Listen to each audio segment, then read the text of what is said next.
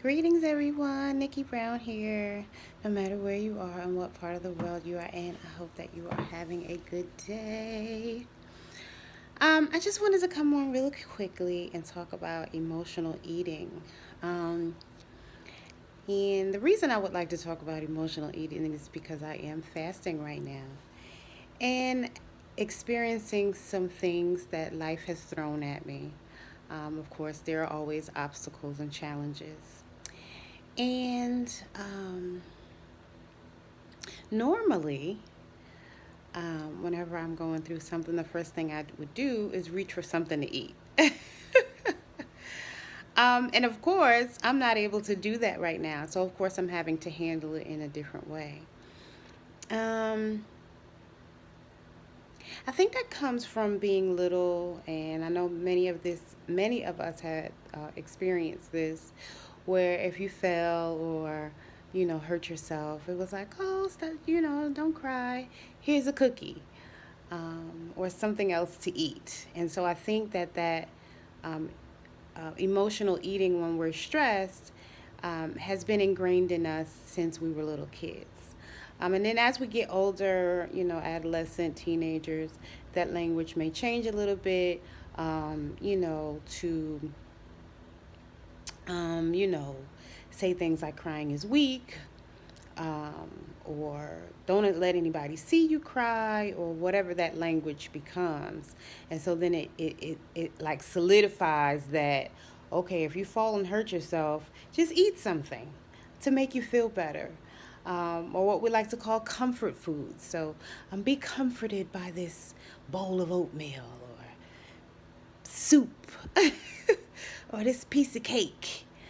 And again, we just kind of unknowingly repeat that same behavior. So while fasting, um, it is, I shouldn't say forcing me. I don't want to use the word forcing me. Um, but it's opening up my mind to use different outlets, which I was using other outlets before, but it's still different.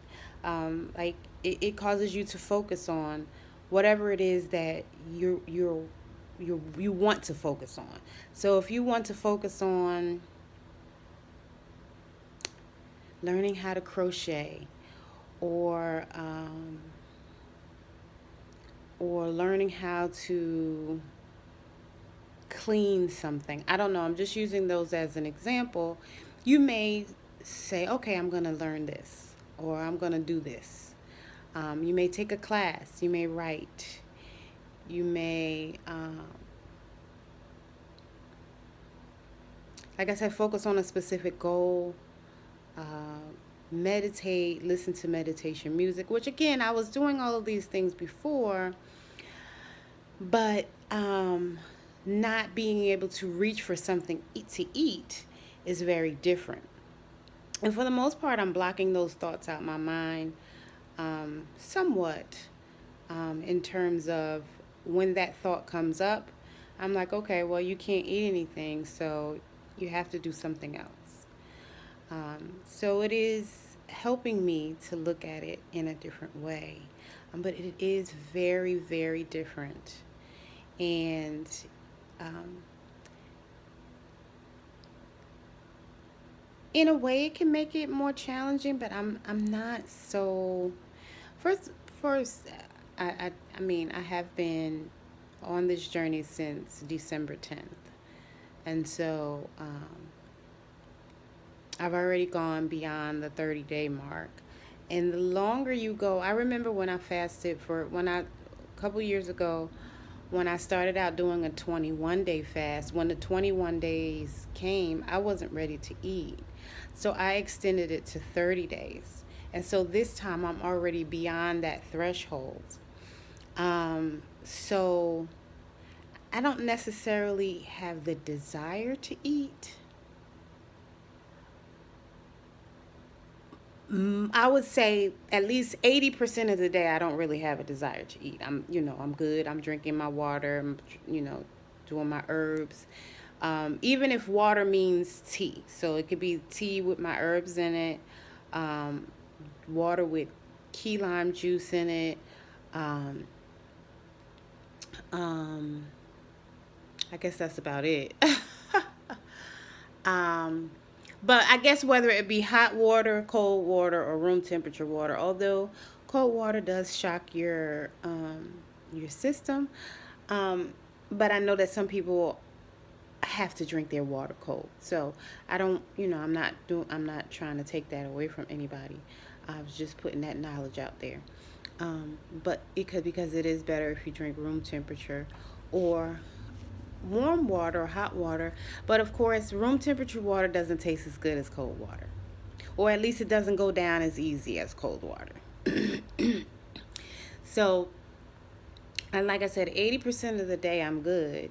But because of situations and circumstances, there are certain things that are coming up, and it's like, oh, you can't go eat something. You actually have to sit in it. But then it's like in sitting in it, like I said, when we were little, we were, if you scrape your knee or something, you're like, oh, it's okay, don't cry. Here's a cookie. So I'm also in this weird space where I feel what's going on, and I have cried, but I don't really know how to explain it. Because again, some of us are taught, don't cry. You're weak if you cry. You're a punk if you cry. Um, or even me being an air sign, we we don't necessarily open up and show our emotions. We may show them in private, well, not show them in private. We may, display an emotion more in private, but for the most part, I think a lot of us air signs, Aquarius, Libra, and Gemini, we tend to suppress them. Or instead of being more emotional, like say a Cancer, Pisces, or Scorpio, we would tend to get angry, and express that emotion in a different way, and that goes for male or female. So it's just kind of a weird space, and I really felt like I needed to share that, um, because I'm sure I'm not the only person who's gone through this. I'm sure I'm not the first, and I'm sure I won't be the last. So if you're, working on healing or cleansing yourself spiritually or whatever that looks like, and it doesn't necessarily, you may not necessarily be fasting. Well, let me say this, because you can fast from a lot of things. You can fast from smoking, you can fast from eating, you can fast from coffee, soda, juice, like the sweet, the what I call fake juice. You can fast from sex, um, watching too much TV, playing too video games for too long, social media. You can choose to eliminate things from your life, and that is considered a fast.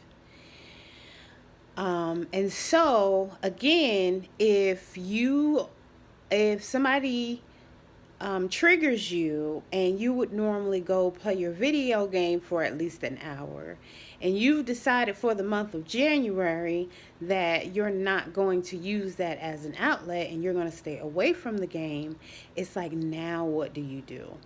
And then, the body has pain. They say I have sciatica.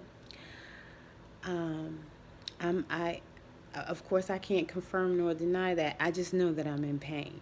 And I know that it is sciatica-like pains, based on the descriptions, um, like the lower back, the hips and buttocks, and the left leg, all the way down to my toes. And then sometimes I feel pain on my right side, um, as well. So with and I'm unable to do normal activities. So normal, like back in, I shouldn't say back in the day, but I guess back in the day. But in the past, if something was really, really bothering me, I would go for a walk. And at this time, I'm unable to do that. I do some exercises, but it hurts me to do the exercises. Um, and so, um, I kind of favor the downward dog in child's pose, but even those, I'm not able to do them for like as long as I would have in the past. And so, since I don't have my normal outlets, like, okay, I can't emotionally eat, I can't go for a walk or exercise.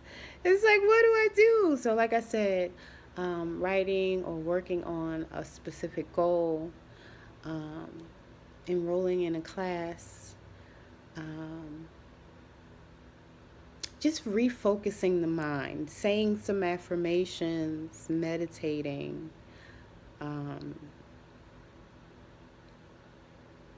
uh, learning something new. These are some of the things that I've been doing to, I guess, get over the hump and the hurdle of the obstacles and challenges that life brings us. So I just wanted to share that really quickly. I love y'all. Don't forget to like, share, comment, and subscribe, and see y'all later.